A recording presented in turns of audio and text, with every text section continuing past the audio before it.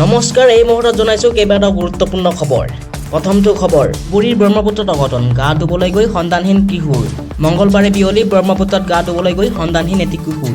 বন্ধুৰ সৈতে ব্ৰহ্মপুত্ৰত গা ধুবলৈ গৈ সন্তানহীন হৈ পৰে MK ৰোডৰ হাছেন আলী নামৰ 14 বছৰীয়া কিশোৰজন। নিৰ্মীয়মান দুবুৰী ফুলবাৰীৰ দৰঙৰ সমীপত আজি বিয়লি গা ধুবলৈ গৈছিল কিশোৰজন। ব্ৰহ্মপুত্ৰৰ পাৰত উদ্ধাৰ হৈছে কিশোৰজনৰ মোবাইল ফোন, চাৰ্জাৰ, চেণ্ডেল আৰু কাপোৰ। সন্তানহীন কিশোৰজনৰ বন্ধুৱে উদ্ধাৰৰ চেষ্টা চলাইছিল যদিও ব্ৰহ্মপুত্ৰত ডুব যায় হাছেন আলী। বৰ্তমান ঘটনাস্থলীত SDRF বাহিনী উপস্থিত হৈ ব্ৰহ্মপুত্ৰত অভিযান চলাই আছে যদিও এতিয়ালৈকে হাছেনৰ কোনো সূত্ৰ উলিয়াব পৰা নাই। পৰৱৰ্তী খবৰ, পেৰিছ অলিম্পিকত ইতিহাস ৰচিলে ভাৰতৰ মনু বাকৰে, দুটাকৈ পদকৰে দেশৰ নাম উজ্বলালে মনুৱে। পেৰিছ অলিম্পিকত ইতিহাস ৰচিলে ভাৰতৰ মনু বাকৰে। এখন অলিম্পিকত দুটা পদক জয় কৰা প্ৰথম ভাৰতীয় খেলুৱৈৰূপে পৰিগণিত হ'ল মনু বাকৰ। পেৰিছ অলিম্পিকত মনু বাকৰৰ দ্বিতীয়টো ব্ৰঞ্জৰ পদক। 10 মিটাৰ এয়াৰ পিষ্টল মিক্স শাখাত ব্ৰঞ্জৰ পদক জয় ভাৰতৰ মনু বাকৰৰ। মনু বাকৰৰ সৈতে আছিল সৰবজোত সিং। 16 পইণ্টৰ ব্যৱধানত ব্ৰঞ্জৰ পদক লাভ কৰে মনু বাকৰ আৰু সৰবজোত সিঙে।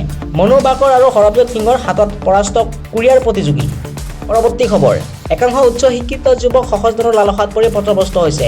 আজি নগাঁও আৰক্ষীয়ে 2 উচ্চ শিক্ষিত যুৱকক কাৰাগাৰলৈ প্ৰেৰণ কৰাৰ পাছতে বিষয়টোক লৈ চৰ্চা হৈছে। এটা ছাত্ৰ সংগঠনৰ নগাঁও জিলাৰ প্ৰাক্তন সাংগঠনিক সম্পাদক তথা গুৱাহাটী বিশ্ববিদ্যালয়ৰ ছাত্ৰ একতা সভাৰ প্ৰাক্তন লঘু ক্ৰীড়া সম্পাদক জড়িত হৈছে ৰাজপথৰ ট্ৰাকৰ পৰা অবৈধ ধন সংগ্ৰহৰ দৰে অসামাজিক কাৰ্যত। ফলশ্ৰুতিত এতিয়া কাৰাগাৰৰ আলহী 2জনকৈ শিক্ষিত যুৱক।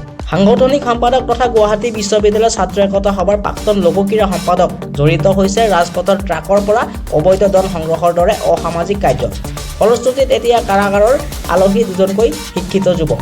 অভিযোগ অনুসৰি গুৱাহাটী বিশ্ববিদ্যালয়ৰ প্ৰাক্তন তথা ছাত্ৰ নেতা ঋত্বিক কাশ্যপে নগাঁৱৰ আন এজন সহযোগী নিবিড় পালে মঙলবাৰৰ দিনৰ প্ৰায় 1 বজাত নগাঁও বাইপাছ চকত এখন অভাৰলোড বাহনৰ পৰা ধন সংগ্ৰহৰ চেষ্টা চলাইছিল।